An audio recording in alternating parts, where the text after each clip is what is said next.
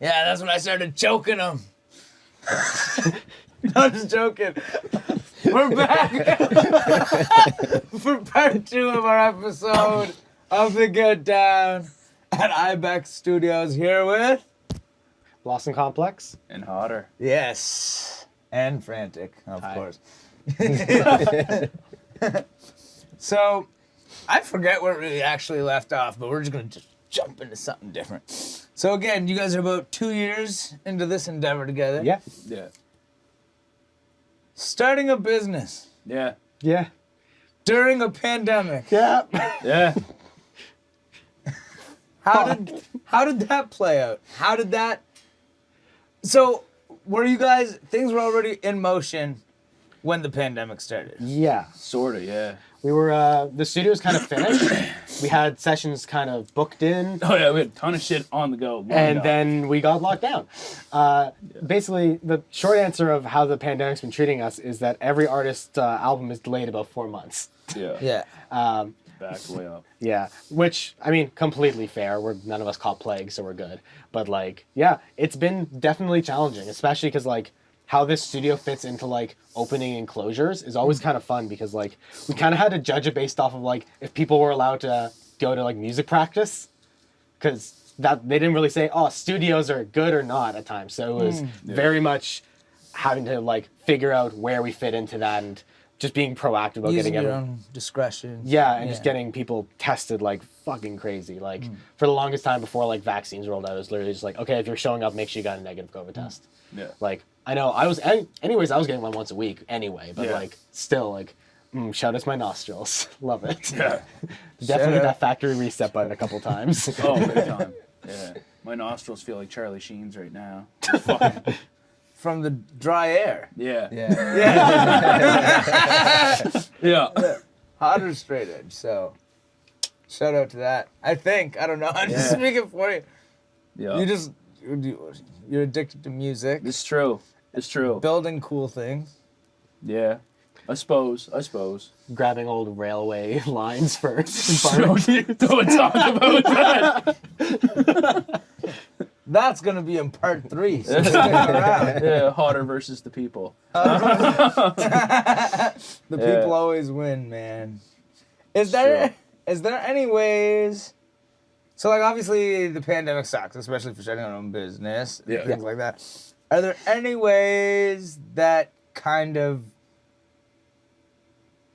it was beneficial almost to have more time to plan things out? Yeah. Because you sometimes we as artists or as business people, you get excited doing everything. Sometimes you miss a little detail or the contract isn't exactly the way it needs to be. And having those extra 4 months it's not it's not like you're slacking on your stuff. The world has stopped. Oh yeah. Oh, absolutely. The world has stopped. Yeah. And you kind of have more time in the war room. Yeah. Yes. So how would you say that you use that period of 4 months to, basically build your foundation? Well, I can speak right now, at least for one project for his. It was basically stacking ammo like crazy because when you're like so mobile, it ended up being a case where like we couldn't really do too much work on the current album, but we could make sure all the beats were exactly where we wanted to be and also work on stuff for the one after. So like right now, your beat sheet is insanely long just of like stuff you have in the vault. Yeah. And that's purely because of that. And we got to refocus our album a lot. As with a lot of people's, honestly, like there have been changes that like if we were to put some stuff out, like Tiernan has a project where we had to like change out a song. And it was a case where really like if we had put this out before, we would have found ourselves being a case where like, well, that's not as strong. Yeah. So it's got a lot of time to like refocus on the musicality of each of the projects and be like, okay, cool. Well, this is dope, and this is dope. We have time now on our side. Let's get rid of one of those and go from there. It's even like Lil Freeze's entire capsule collection kind of came about that because originally we were going to try and push out like a 4-track EP for him.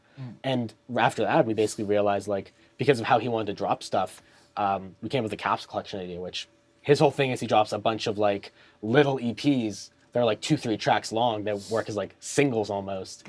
And that's purely because of all the time he's had to like work on stuff.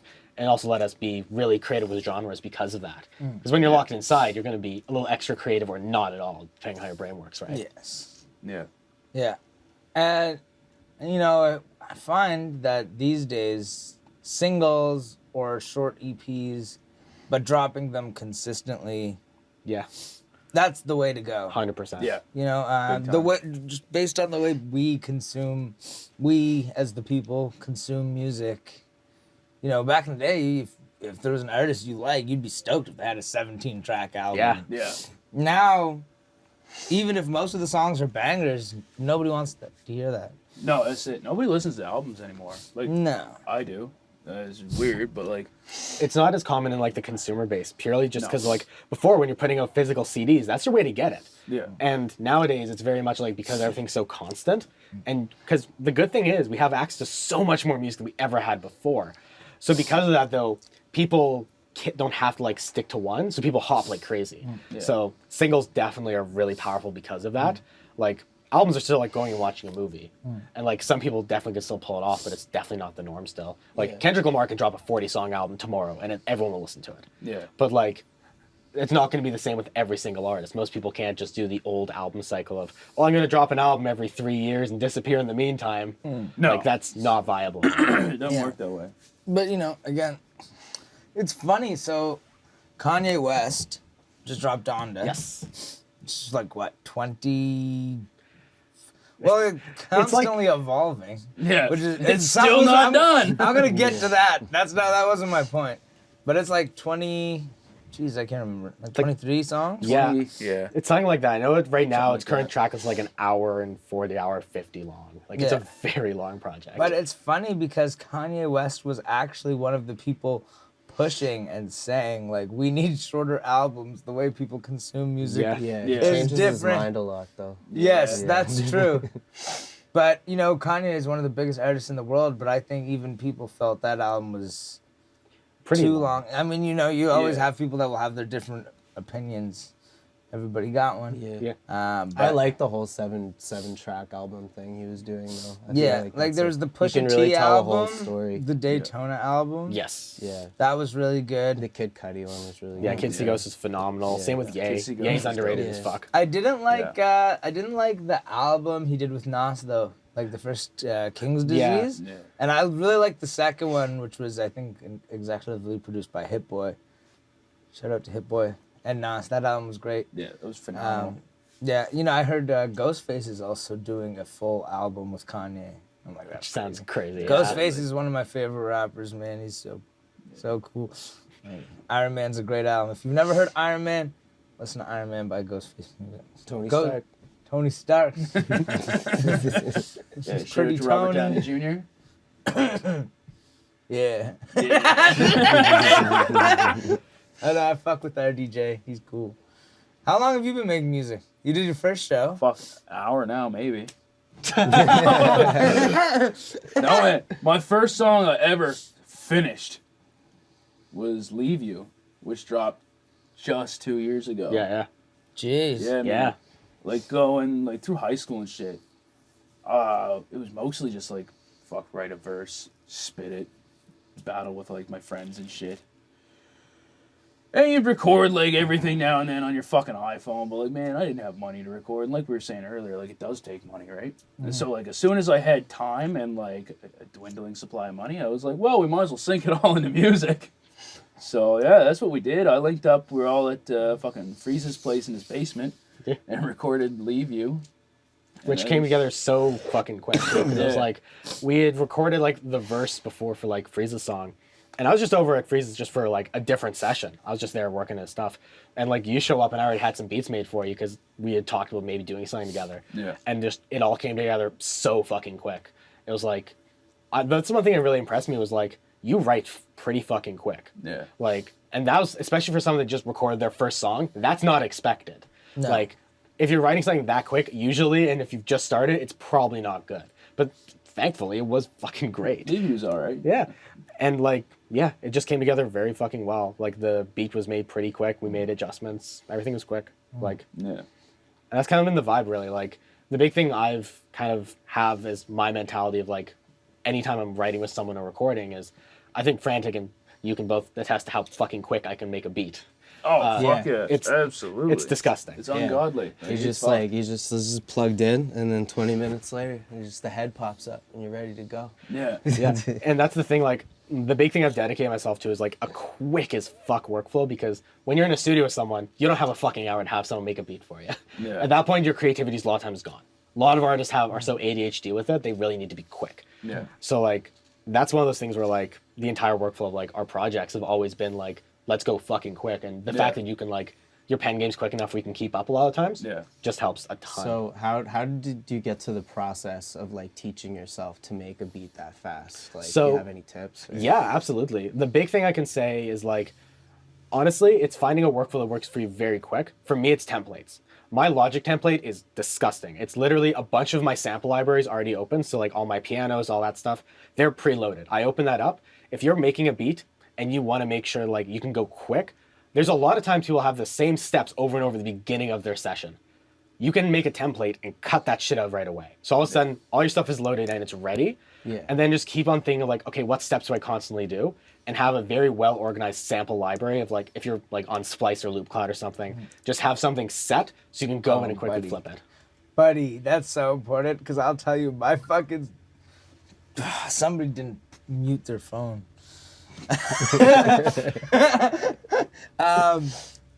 Yeah, no, my sample library is so fucking mess. Jesus Christ. It's so messy. Yeah, and that's It's like, yeah, tempos and fucking keys, everything's mixed up. Like G major, fuck. And then I'll just end up trying to sort it out. So keep your shit organized. And also, don't name your beats weird things that you're gonna forget. oh, I'm bad for that. I am the worst for that. Literally every producer is. Yeah, Yeah. it is, and especially because like I once had a naming file where I was like, I'm just gonna name it the date where I made it, and then a year passed, and then you're fucked. So basically, like, yeah, it's just keeping good organization for your samples and just going quick with that, and making sure like that you're still putting in that time each day, because that's the thing. Writing and beat making, that's a muscle. You have to keep on doing it. If you're not making something every day, you can't be expecting yourself to get faster and better. Because the idea of like, if you're making these templates, you want to make sure you're going quick, but not cutting corners. Because the amount of times people just will put like the shittiest hi-hat roll and just all that stuff, and you can just tell that this is something that they just shat out, grab something from Splice, and are like, cool, I'm a producer, I did it, good job, That's guys. literally me. That's definitely me. There's like zoo noises. Like, yeah, this is fucking fire. Just hammered, just like, yeah, I'm a producer. Yeah. No, I stick to rapping mostly. Moo, Move, bitch, get out of the way. Yeah, no, it's like, and you know, it's great. I think one of the great things about just being an artist and being a person in general, you know, is sharing the things you enjoy and learning with other people, right? So, you know, like Frantic and I have very different skill sets. We make very different music. Yeah. We write in different ways. But, you know, when we write together, we often find we're learning something. Yeah. Or we're exposing each other to, you know, something that we wouldn't have, like, you know, he'll show me something that I wouldn't have went out and looked for on my own. You know what I mean? I'm like, oh, that's pretty cool.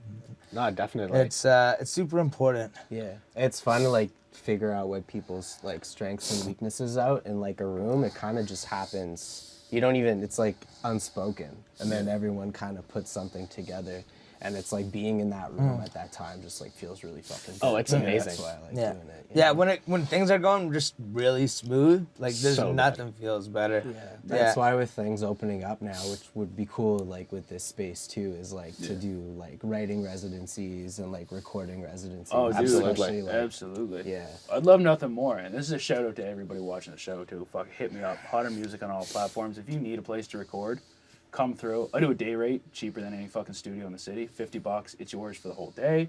My whole drive for this space is just to make a space for people to fucking come to and be creative, right?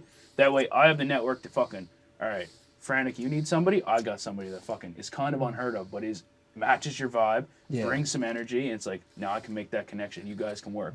And there's always going to be somebody here, like, I don't fucking care. Doors unlocked most of the time, like everything else I own. And fucking, if I wake up at 7 o'clock in the morning, come down here and fucking Blossom Complex is banging away on the fucking MIDI keyboard, like, best kind. Let's The go. address is. The address is. My front door is also unlocked, and all the squeaky floorboards are on the left side of the hall. Yeah, and that's the thing, like, it's the same thing here, like blossom.complex and Instagram, like, Fran can attest to this. Even if I'm not up in the studio, I will backpack to random spots and produce music. And I've have enough time doing that where, like, different cloth is recorded, like, with a door with a blanket over it, and it sounds dope. Yeah. Like a traveling bard. Yeah, 100%. That's the vibe. That is the vibe. Like he'll just show up with a cloak and a backpack full of shit. And be like, I'm weary, may I rest my bones? And just start fucking banging out beats. Just a mic and drunk people. Yeah. Yo, do you always make your beats in the studio, like with the person that the beat is gonna be for? It depends. I like to. That is my preferred way, like, because always, like, I like to catch the vibe of someone and also have that conversation, like, cool, what are you after? Is this what you're liking? And then we can switch it up very quickly. I also send beat packs to people. I don't really mind that. At the end of the day, I love the working with artists in person, and I am very confident that I can always make beats very quickly for them. And that way it's always something specifically that you're after, like, prime example, how many beat switches are you having on your next project? Switch ups. I love switch ups. Yeah. And like, I fucking hate it. No, but I'm not joking. I was trying to be funny. you run on the one side of the beat, and then you decide when the switch up's gonna happen. It's not like you gotta write to the So it's switch not up. like, never mind. I forget this shit's recorded. Yeah, but no, it's like I sometimes, like, you know, I'll be listening to a beat, and I fucking love the beat, and then it's like 45 seconds in, and then it becomes a whole other beat. I can't write to this shit. Yeah. Oh, and that's the Switches. important thing about being with the artist in the room, because like, if I'm just pitching something and I take it in a direction someone doesn't like, all of a sudden that to them, the entire beat's gone. But like, if I'm in the room with you, if I start going that direction you don't like, and you're like, nah, I don't like this, we can steer that right back, and then you have exactly what you're after. Yeah. It's taking that guessing out of that process, because there's always going to be like your personal preferences that you have that you can say very easily in the room and tell someone with feels and all that, but like, you can't really articulate it sometimes.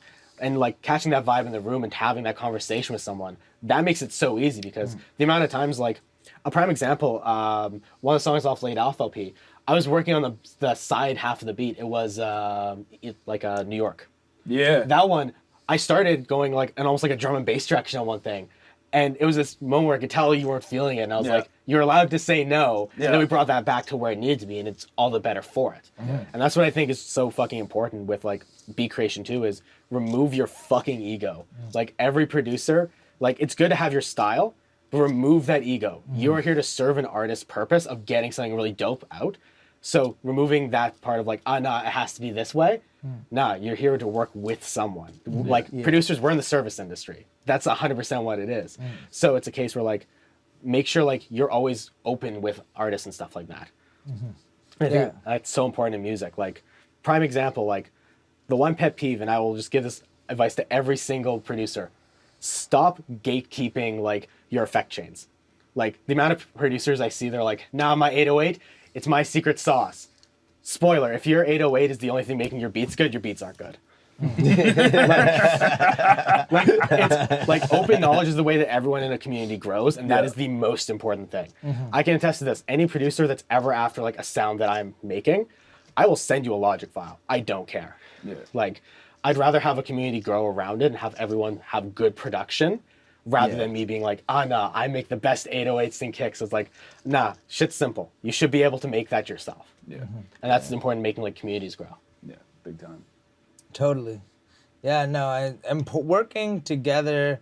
And, you know, this is something that I feel a lot of people, especially around here, don't seem to understand for some reason, is that really we can all get further ahead if we work together. Yeah. 100%. Right? No, Instead man. of everybody, you know, having this crab in a bucket, my shoes. Yeah. Having this Especially, crab in a bucket mentality, you know what I mean? Everybody just especially scared. in Nova Scotia, where like it's like there's not a lot of people here already. So like, No doubt. we might as well all like. Yeah, we one might as person, well work. one person gets visibility, then people come. Yeah, people 100%. come looking Yeah. here, you know. Yeah. Big time. It's, I leaned out of the frame. I do that sometimes. like notoriously. The process of creating alone versus creating with somebody, totally different vibe. 100%. Yeah. Yeah. And, you know, both great in their own ways. Because, like, you know, I find my solo music is totally always different. Like, than when we were the underdogs. Like, even the way I was writing, the way I was thinking about creating was totally different than working on my solo material. Because I guess you have to complement each other. Yeah. Rather than just saying, like, okay, this is my baby. And there was a know what I mean? competitive element to it too, where we were trying to outdo each other. Whereas like when I'm by myself, like I just like talk about, I tell stories, you know? Yeah. Yeah. Well, yeah, and you know, I think sometimes so like the competitive thing is a good thing. It can be a good thing or a bad thing. Yeah. Right? So it's good because you all want to be sharp. Everybody wants to be their best. So everybody's like hustling. Like competition breeds excellence, as they say. But also like when you're making a song together, you have to be making the same song. Yeah. Even if your parts sound different, like you have to be on the same page so that it doesn't sound like 3 songs over one beat. 100%. Do you know what I mean? Yeah. And you know, I think sometimes we'd get so competitive, we wouldn't care about the track. We would just care about beating each other. You know what I mean? We'd be like that. No, fuck that. Like on the last track, you frantic outspit me. Like on one track, we all recorded our shit, and then we hear the final version, and Frantic has a second verse at the end. I was like, what the fuck? What do you mean?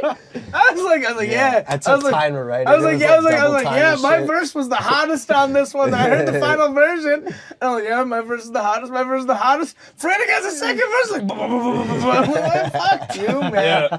I was like, Made the song better. Yeah. it did, yeah. That was just a little spice at the end. That's what we needed. Did about time. Yeah. See, we have fun. We're friends. Yeah. Yeah. But no, like you're saying, man, like you do have to be on the same page. Like when somebody asks me, like, man, like, will you feature on this? Like, man, I've turned down a lot of features because I'm like, this isn't my style, and I'm not gonna contribute to the song. I'm a fucking anchor at this point. It's just like I'm dragging you by. So it's like if I can't contribute to a song and work with you on it, right? Because I want to match your same energy and bring something to the table and work with you on, like, if it's your song. If you're asking me to be on your song, I don't want to be the fucking piece of shit that's like, yeah, but that's Hodder, don't mind him. Like, I want to work with you on that. So like you're saying, you do have to fucking work back and forth with each other. The competitive edge is definitely fucking there. But like, if me and Frantic are doing a song and Frantic's doing like rapping about food, for example. That sounds about right. I'm not gonna come on and be like, man, fuck, I'm strapped with the gat and I'm blowing you back like fucking, no, like what the, we were rapping about Big Mac sauce 8 minutes ago. Yeah, sandwiches. Honestly, something about killing do make me hungry though. Back in the gut, in the back of the act. Yeah. Drive through Big Mac. Drive by. Hit that. I don't know. Whatever. I don't know. Strapped with the gat, eating Big Macs, drop the Big Mac and I'm eating some ass. I'm not an ass eater, but I'm a people pleaser. He does Take it for your the people. point. Yeah, I'm really about the crowd. Anyway. I'm multiple choice. D. All of the above. All of you. Fuck, where were we at? Oh yeah, meeting people halfway. Yeah. That was not intentional. Yeah. Also, here's another thing: is when you're making music or when you're in the industry, sometimes people want to do a feature with somebody because they're more recognized. Yeah. Not taking the time to actually make sure that the song is the song that that person should be on. Yeah. Right? So say I'm blowing up. Wishful thinking. Manifestation. Say I'm blowing up, right? And you're like, yo, I know Paulo. We were on his podcast. He's fucking blowing up. Let's get him on a track. Yeah. But it's like a track that, it's like you don't even listen to my music. You know what I mean? Yeah. You're like, why would you get me on that? Yeah. You know what I mean? You can't just get people, like, try and work with people for the clout they might have. You know what I mean? Oh, obviously you want to access other people's fan bases, but you want to make sure that you do it properly. Yeah. Because sometimes you can do more harm than good. 100%. Yeah. Big time. Shit's You know gotta what I make mean? sense, man, right? Yeah. Like fucking, Zellers ain't here sponsoring fucking rap battles because that shit don't make sense. Oh, he didn't say fucking Zellers. Boycott Zellers. Boycott Zellers. right, Boycott Zellers. Boycott Zellers. There's one left in Ottawa. Fuck There's that one place. left? There's what? Yeah. No, the last one closed. No, it's in Ottawa. Shortly after we boycotted it, did it not? You guys are doing Nah. a great job boycotting them Zellers. Still It one must have left. been hard. We Boycott boycotted all the Zellers. Zellers. If you are in the States or not in Canada, Zellers is like a broke Walmart. It's like budget Walmart. And if you're in Orlando listening to this, I know that's hard to imagine. Yeah. and, picture it's basically purgatory. Everything's gray. Yeah. There is a nice little diner inside Yeah, there. poutine's really good. Yeah, and you can eat if you get hungry shoplifting from Zellers. Yeah. Shout out to Zellers. I'm sorry, I can't believe you said that. I can't believe I Shout out to that automatic Ferris wheel ride outside of every Zeller. Oh, Buddy. absolutely. Or the crane game. Yes. You'd only understand if you're from here. It's like Le Bleu Nuit. Shout out to If you know. you know. Yeah. You know, that's the great thing about life is like how something can just mean something to somebody. Like somebody else, like, you know, you're bringing up Zellers. There's a whole story Oh, yeah. about Zellers that I can't really say on camera. But we really did put them out of business. But, but yeah. Zellers. Shout out to Zellers. Shout out man. Zellers, man. You know what? On that note, I think we concluded episode 2. What do you think, Sheldon? Hasn't been 30 minutes yet? You didn't shut the camera off preemptively yet. Ladies and gentlemen, this is episode 2 of the Get Down with Ibex Music Group with Hodder and not Bosom Complex. Blossom Complex. That complex bosom. Get that shit. Let's simplify things. My D&D side project going on. But yeah, it was great talking with you guys again. We're not going anywhere. We're just gonna shut the camera off and then turn it back on and say it's episode 3. So thank you for tuning in. Come back for episode 3, or don't, or do.